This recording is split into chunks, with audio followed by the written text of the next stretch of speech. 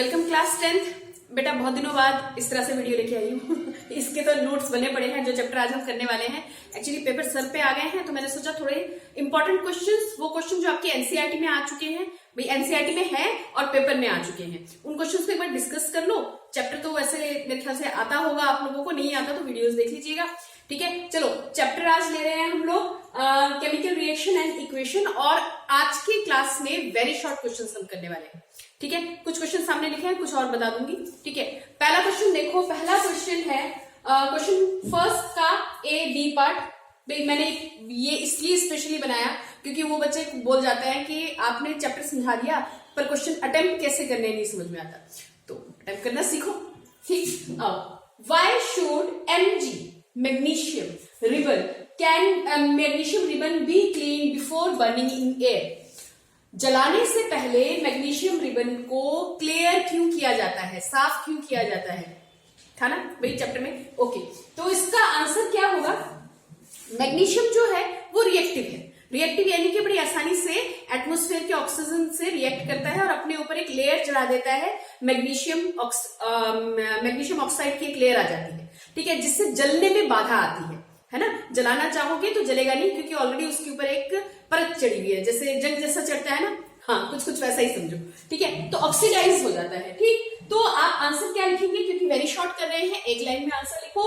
To remove the layer of MgO from the surface of magnesium, ठीक है, which causes hindrance in the burn. ठीक है, तो इसलिए हम मैग्नीशियम रिबन को जलाने से पहले साफ करते हैं। याद आ रहा है, मैग्नीशियम रिबन को एयर में जलाएंगे, भाई जलाएंगे हैं तो इसका क्या बनेगा, व्हाइट कलर का पाउडर बनेगा। कुछ याद आ रहा है, वही बिल्कुल वही चीज है। Okay, in the refining of, अगला पार्ट कर रहे हैं, इन द रिफाइनिंग ऑफ AgOG नहीं है, AG क्या है, सिल्वर। सिंबल किसका है, सिल्वर का। नहीं पढ़ा तो अब पढ़ लो भैया, अब भी 2 महीने हैं हमारे पास करने के लिए, है ना। In the refining of AG the recovery of silver, AG नहीं बोलेंगे, सिल्वर ही बोलेंगे, silver from silver nitrate solution involve displacement reaction by copper metal. ठीक, write down the reaction involve. बताइए कैसा रिएक्शन इन्वॉल्व है, आपको वो लिख के दिखाना है। क्वेश्चन समझ में आया? क्वेश्चन में ये बोला है कि जब हम रिफाइन करते हैं सिल्वर को, यानी कि सिल्वर को जब हम साफ करके निकालते हैं, कहां से, सिल्वर नाइट्रेट के सोल्यूशन से, तो इस पूरे रिएक्शन में सिल्वर को डिस्प्लेस किया जाता है किसके द्वारा, कॉपर मेटल के द्वारा। ठीक है, तो इसके लिए आप एक रिएक्शन लिखिए। भाई ये क्वेश्चंस मैं सिर्फ वही लूंगी जो पेपर में आए हुए क्वेश्चन है, और देखो मैंने लगाया भी हुआ है, CBSE 2018 में आया हुआ क्वेश्चन है ये। करो, चलो आ जाओ, एक रिएक्शन ही तो लिखना है। तो कॉपर मेटल बहुत सिंपल है बेटा, क्या है, कॉपर मेटल ले लो, और दूसरा क्या ले लो, दूसरा हमारे पास सिल्वर नाइट्रेट, इन्होंने ऑलरेडी बोला ही हुआ है तो हमें अपनी तरफ से कुछ करना ही नहीं है। ठीक है, तो कॉपर प्लस AgNO3, हाँ बस बैलेंसिंग वाला काम कर देना, यहाँ पे 2 AgNO3 सिल्वर नाइट्रेट। अब डिस्प्लेसमेंट रिएक्शन वो रिएक्शन होता है जिसमें हाईली रिएक्टिव मेटल, आवाज आ रही है, मैं थोड़ा बंद कर लेती हूँ, रुक जाओ एक सेकेंड। तो बच्चा पार्टी, डिस्प्लेसमेंट रिएक्शन वो रिएक्शन होता है जिसमें एक हाईली या एक रिएक्टिव मेटल अपने से कमजोर मेटल को अपनी जगह से हटा देता है ना। तो यहाँ पे इन्होंने ऑलरेडी बोला है डिस्प्लेसमेंट किसके द्वारा करवाओ, कॉपर के द्वारा। ठीक है, तो क्या हुआ, कॉपर प्लस 2 AgNO3 क्या करेगा, कॉपर सिल्वर को अपनी जगह से हटा देगा और खुद बन जाएगा कॉपर नाइट्रेट प्लस सिल्वर। ठीक है, क्या बन जाएगा, यहाँ पे तुम लिख लो इसको, कॉपर नाइट्रेट और क्या आ गया, सिल्वर, ये सॉलिड सिल्वर आ जाता है। ठीक है, सेटल डाउन हो जाएगा। ठीक है, समझ में आया? ये ब्लू कलर का सोल्यूशन निकलता है हमारा, ये जो सोल्यूशन है वो कैसा सोल्यूशन बन जाता है हमारा, कॉपर है तो ब्लू ही आएगा। ठीक है, ये एक्स्ट्रा इंफॉर्मेशन थी। ठीक, आओ अगला क्वेश्चन देखते हैं। Why is respiration considered an exothermic reaction? Explain. Respiration को एक्सोथर्मिक रिएक्शन क्यों बोला जाता है? ये भी हमारा एनसीईआरटी का क्वेश्चन है और CBSE 10 और 12 में आया हुआ है, यानी कि 2010-2012 में आया हुआ है। तो बेटा एक्सोथर्मिक रिएक्शन वो रिएक्शंस होते हैं जिसमें हीट बाहर निकलती है ना, और एंडोथर्मिक वो होती है जिसमें रिएक्शन करवाने के लिए हमें हीट देना पड़ता है। ठीक है, तो रेस्पिरेशन क्या होता है? रेस्पिरेशन वो प्रोसेस होता है जिसमें हमारा जो खाना है वो हमारे लिए गए ऑक्सीजन के द्वारा ऑक्सीडाइज होकर क्या देते हैं, हीट देते हैं, है ना, यही तो पढ़ा है ना। ऑक्सीजन किसके साथ कंबाइन करता है, किसके साथ कंबाइन करता है ऑक्सीजन, कार्बोहाइड्रेट के साथ, और हमें हमारे शरीर को क्या देता है, एनर्जी देता है। तो एनर्जी निकल रही है ना। तो बस इसी चीज को आपको लिखना है, इसी चीज को आप अपनी भाषा में लिख लेना। मैंने यहाँ पे समझाया हुआ है, देखो कैसे, during digestion carbohydrate are converted into glucose. भाई ज्यादातर जो हम खाते हैं उसमें कार्बोहाइड्रेट ही होता है, रोटी चावल, है ना, ये क्या है, ये सारे कार्बोहाइड्रेट्स ही तो है, ठीक है। तो कार्बोहाइड्रेट किसमें कन्वर्ट हुआ, ग्लूकोज में, ठीक है। और रेस्पिरेशन में क्या होता है, जो हम सांस लेते हैं, ब्रीदिंग करते हैं, है ना, the air we breathe in oxidise the glucose, glucose को ऑक्सीडाइज कर देता है और किसमें तोड़ता है, carbon dioxide, water and heat, जिससे कि हमारे शरीर को क्या मिलती है, बहुत सी एनर्जी मिलती है। भाई नहीं खाना खाएंगे तो एनर्जी नहीं मिलेगी, और एनर्जी मिलती है, इस वजह से ये प्रोसेस जो है इसे हम क्या बोलते हैं, एक्सोथर्मिक रिएक्शन। 2 क्वेश्चन हो गए, 5 क्वेश्चन का टारगेट रखते हैं, 5-5 क्वेश्चन करके करो, यकीन मानो बहुत अच्छे से करोगे। बाकी क्वेश्चंस भी लिख लेते हैं बेटा, इसको नोट डाउन करो पॉज करके। ओके बच्चों, आगे के 2 क्वेश्चन और देख लेंगे। क्वेश्चन नंबर 3 क्या है, क्वेश्चन नंबर 3 के भी 2 पार्ट है, ए और बी, और 2019 में आया हुआ क्वेश्चन है, ये मिला लेना। ओके, एनसीईआरटी है भैया यहाँ पे ठीक है, और ये 2000 ये एनसीईआरटी का नहीं है, ये सीबीएसई 2014 में आया हुआ क्वेश्चन है। ओके ओके, अब why do we apply paint on iron article, भी ये तो 7th क्लास के बच्चे से पूछोगे तो भी बता देगा, है ना, कि किसी आयरन आर्टिकल पर, आयरन आर्टिकल यानी लोहे का कोई सामान है, उसके ऊपर हम पेंट क्यों करते हैं। तो पेंट क्यों करते हैं, ताकि उसको हम क्या कर सके, उसका लाइफ लॉन्ग कर सके, कहने का मतलब ये, उसको प्रोटेक्शन कर सके, किससे, हवा से, नमी से, ठीक है।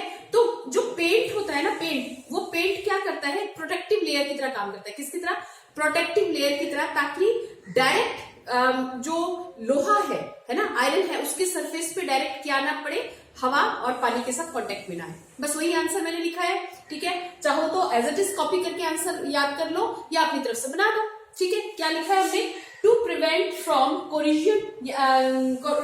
कोरोजन यानी rusting, as paint does not allow water and air to come in contact with the surface of iron, ठीक है। पेंट क्या नहीं करेगा, अलाउ नहीं करता किसको, एयर को और मॉइस्चर को। एयर यानी ऑक्सीजन, है ना, एयर यानी कि जो मैं एयर की बात कर रही हूँ उसका डायरेक्ट रिएक्शन लिखते हम क्या लिखते हैं, ऑक्सीजन, राइट। ओके, और दूसरा है, what can be observe when a strip of copper metal is placed into the solution of AgNO3, silver nitrate. भाई सिल्वर नाइट्रेट का कोई सोल्यूशन है, ठीक है, ठीक है। अब इसके अंदर तुमने लाके एक कॉपर का एक स्ट्रिप डिप कर दिया, ठीक है, कॉपर का एक स्ट्रिप तुमने डिप कर दिया, क्या होगा, ये तो वही है ना जो हमने पहले किया था। कॉपर क्या करेगा, कॉपर क्या करेगा, डिस्प्लेस कर देगा, सिल्वर नाइट्रेट से सिल्वर को क्या कर देगा, बाहर निकाल देगा, ठीक है, और खुद उसकी जगह पे बैठ जाएगा, सोल्यूशन का कलर कैसा हो जाएगा, ब्लू हो जाएगा, ठीक है। तो ये तो वही है, तो इसलिए मैं इसका रिएक्शन नहीं लिखी, वही वाला सेम रिपीट कर रहे हैं। ओके, अब अगला क्वेश्चन करते हैं, which of the following is a chemical change.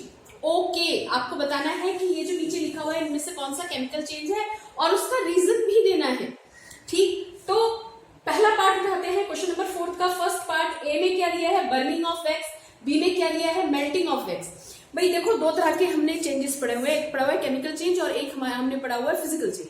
Physical change में सिर्फ क्या होता है कि ऊपरी चीजें बदलती हुई नजर आती है, लेकिन वास्तव में कुछ नया नहीं तैयार होता, ठीक है। मोरओवर उसको तुम वो रिवर्सिबल होते हैं, उनको तुम पलट भी सकते हो। लेकिन देखो जो केमिकल चेंज होता है उसमें कुछ नया बनता है ना, कुछ 5 चीजें मैंने बताई थी, कुछ नया बनेगा, कलर चेंज हो जाएगा, टेम्परेचर चेंज हो जाएगा, कुछ ऐसी बातें बताई थी ना।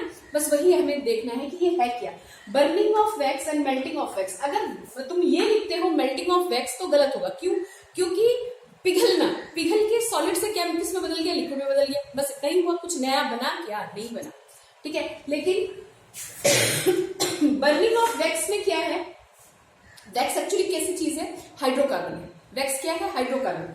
तो हाइड्रोकार्बन है तो जब ये जलेगा ना, क्या प्रोड्यूस करता है, कार्बन डाइऑक्साइड प्रोड्यूस करता है, वाटर प्रोड्यूस करता है, यानी कि नमी सी आ जाती है, ठीक है। और ये कैसा प्रोसेस है, इरिवर्सिबल। तो आंसर क्या होना चाहिए, बर्निंग ऑफ वैक्स जो है वो केमिकल चेंज है, जबकि melting of wax chemical change नहीं है, ठीक है।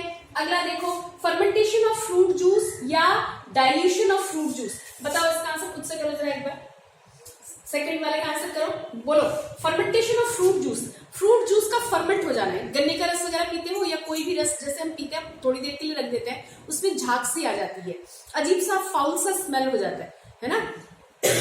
थोड़ी देर रखने का मतलब ये नहीं कि आपने बस 2 मिनट में बात कर ली, मैंने कहा कि उसको आधा पौना घंटा ऐसे ही छोड़ दो, क्या होगा, फर्मेंट हो जाएगा, एक झाग सी बन जाएगी, अजीब सी महक आ जाएगी, फ्रेश महक नहीं रहेगी उसकी, पीने का टेस्ट भी क्या हो जाएगा, अलग हो जाएगा।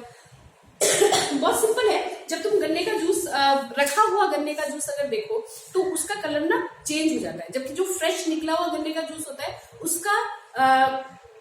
उसका जो कलर होता है वो लाइट ग्रीन सा होता है, जबकि जो थोड़ी देर पहले निकाला गया हो, आधा पौना घंटा पहले निकाला गया हो, उसका कलर जो है बिल्कुल ब्लैक में आ जाता है, कुछ डार्क ब्लैक, मतलब कलर कुछ ब्लैक की तरफ होता है। बात समझ में आ रही है? तो फर्मेंटेशन ऑफ फ्रूट जूस या डाइल्यूशन, डाइल्यूशन का मतलब होता है पतला करना, उसको हल्का कर देना। यानी आपके पास बहुत मीठा सामान है कुछ, ठीक है, मीठा लिक्विड है, उसके अंदर पानी डाल दिया, क्या कर दिया, उसको डाइल्यूट किया। तो डाइल्यूट करने से